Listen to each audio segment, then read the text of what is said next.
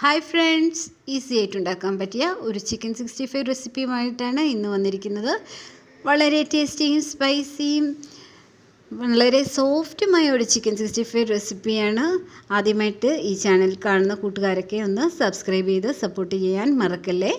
ആദ്യം ഒരു ബൗളെടുത്ത് നമുക്കതിലേക്ക് 2 table spoon Kashmiri chilli powder ചേർത്ത് കൊടുക്കാം. ഇനി ഇതിലേക്ക് 1/2 ടേബിൾ സ്പൂൺ മഞ്ഞൾപ്പൊടിയും 1 ടേബിൾ സ്പൂൺ ജിഞ്ചർ ഗാർലിക് പേസ്റ്റും കൂടി ചേർത്ത് കൊടുക്കാം. ഇതൊന്ന് നമുക്ക് മിക്സാക്കിയെടുക്കാം. ഇനി ഇതിലേക്ക് 1/2 ടേബിൾ സ്പൂൺ പെരുംജീരകം പൊടിച്ചതും 1 ടീസ്പൂൺ കുരുമുളക് പൊടിയും കൂടി ചേർത്ത് മിക്സാക്കിയതിന് ശേഷം അല്പം ഗരം മസാല പൗഡറും 1 ടീസ്പൂൺ ചിക്കൻ മസാല പൗഡറും കൂടി ചേർത്ത് കൊടുക്കാം.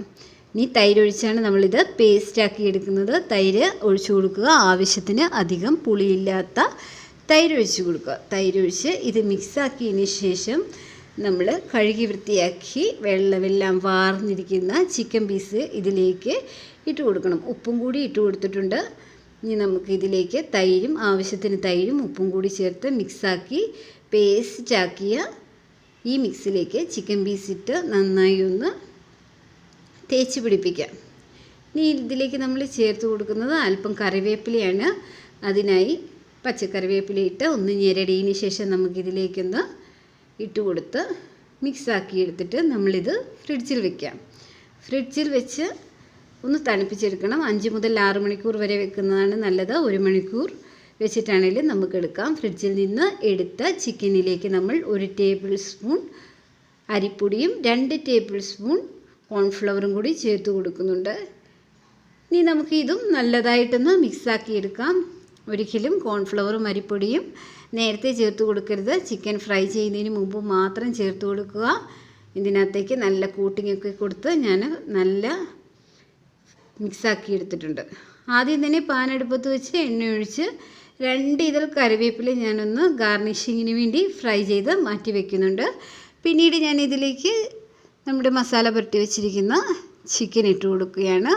ഈ ചിക്കനൊക്കെ നമുക്കൊന്ന് ഫ്രൈ ആക്കി എടുക്കണം. മസാലയുടെ എല്ലാം കോട്ടിങ് എല്ലാം വരുന്നതുകൊണ്ട് വളരെ നല്ല രീതിയിൽ തന്നെ ഈ ചിക്കൻ മറിച്ചിടുമ്പോൾ നല്ല കളറോടുകൂടി നല്ല ക്രിസ്പി ആയിട്ട് ഫ്രൈ ആയിട്ടിരിക്കുന്നത് നമുക്ക് കാണാം. നല്ല ഫ്രൈ ആയിട്ടുണ്ട്. വളരെ നല്ല രീതിയിൽ തന്നെ നമ്മുടെ ചിക്കനെല്ലാം ഫ്രൈ ആയി വരുന്നുണ്ട്. ഇനി ഫ്രൈ ചെയ്തെടുക്കുന്ന ചിക്കൻ പീസ് എല്ലാം കൂടി നമുക്ക് ഒരു പാത്രത്തിലേക്ക് മാറ്റി വെക്കാം. ഇനി ഇത് നമുക്കൊരു സോസ് ഉണ്ടാക്കി ആ സോസിനകത്തൊന്ന് മിക്സ് ചെയ്തെടുക്കേണ്ടതുണ്ട്. നമ്മുടെ ചിക്കനെല്ലാം നന്നായി തന്നെ ഫ്രൈ ആയി കിട്ടിയിട്ടുണ്ട്. ആദ്യം ഞാൻ ഒരു ചെറിയ പാത്രം എടുത്ത് അതിലേക്ക് 1/2 ടീസ്പൂൺ ചില്ലി സോസ് ചേർത്ത് കൊടുത്തിട്ടുണ്ട്. അതിലേക്ക് 1 ടീസ്പൂൺ നമ്മുടെ ടൊമാറ്റോ സോസും കൂടി ചേർത്ത് അല്പം വെള്ളവും കൂടി 2 ടീസ്പൂൺ വെള്ളവും കൂടി ചേർത്ത് ഇതൊരു മിക്സാക്കി എടുത്തിട്ടുണ്ട്. ഒരു ലൂസ് കൺസിസ്റ്റൻസിയിൽ മിക്സാക്കി എടുക്കുക. ഇനി ഇതിലേക്ക് കളറാണ്, ഫുഡ് കളർ ഞാൻ അല്പം ചേർത്ത് കൊടുത്തിട്ടുണ്ട്. ഇത് ഓപ്ഷണലാണ്, വേണമെങ്കിൽ ചേർത്ത് കൊടുത്താൽ മതി. ഫുഡ് കളറും കൂടി ചേർത്ത് മിക്സാക്കി എടുത്തിട്ടുണ്ട്. നമ്മൾ ചിക്കൻ ഫ്രൈ ചെയ്ത അതേ പാനിൽ തന്നെ ചിക്കൻ ഫ്രൈ ചെയ്ത അല്പം എണ്ണയും കൂടി ഒഴിച്ചു കൊടുക്കുന്നുണ്ട്. ഇനി അതിലേക്ക് ചെറുതായി നുറുക്കി വെച്ചിരിക്കുന്ന വെളുത്തുള്ളിയും പച്ചമുളകും കൂടി ചേർത്ത് കൊടുക്കണം. വെളുത്തുള്ളിയും പച്ചമുളകും കൂടി ചേർത്ത് കൊടുക്കാനായിട്ട് ആദ്യം വെളുത്തുള്ളി നന്നായി മൂപ്പിക്കുക. ശേഷം ഇതിലേക്ക് പച്ചമുളകും കൂടി ചേർത്ത് കൊടുത്ത് നമ്മളിത് നന്നായി മൂപ്പിച്ചെടുക്കുന്നുണ്ട്. ഇനി ഇതിലേക്ക് അല്പം കറിവേപ്പിലയും കൂടി ചേർത്ത് കൊടുക്കാം.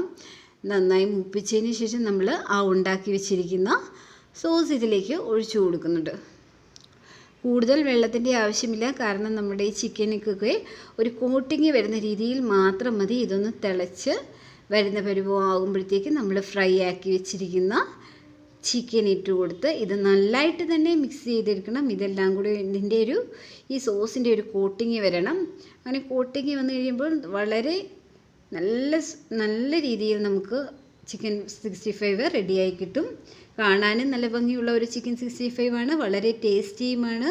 നല്ല സോഫ്റ്റാണ്, ക്രിസ്പിയാണ്. അപ്പത്തിനൊപ്പം, പൊറോട്ടയ്ക്കൊപ്പം, ഫ്രൈഡ് റൈസിനൊപ്പം ഒക്കെ വളരെ നല്ലൊരു കോമ്പിനേഷനാണ്. ആദ്യമായിട്ടാണ് ഈ ചാനൽ കാണുന്നതെങ്കിൽ ഒന്ന് സബ്സ്ക്രൈബ് ചെയ്ത് സപ്പോർട്ട് ചെയ്യാൻ കൂട്ടുകാരൊന്നും മറക്കരുതേ.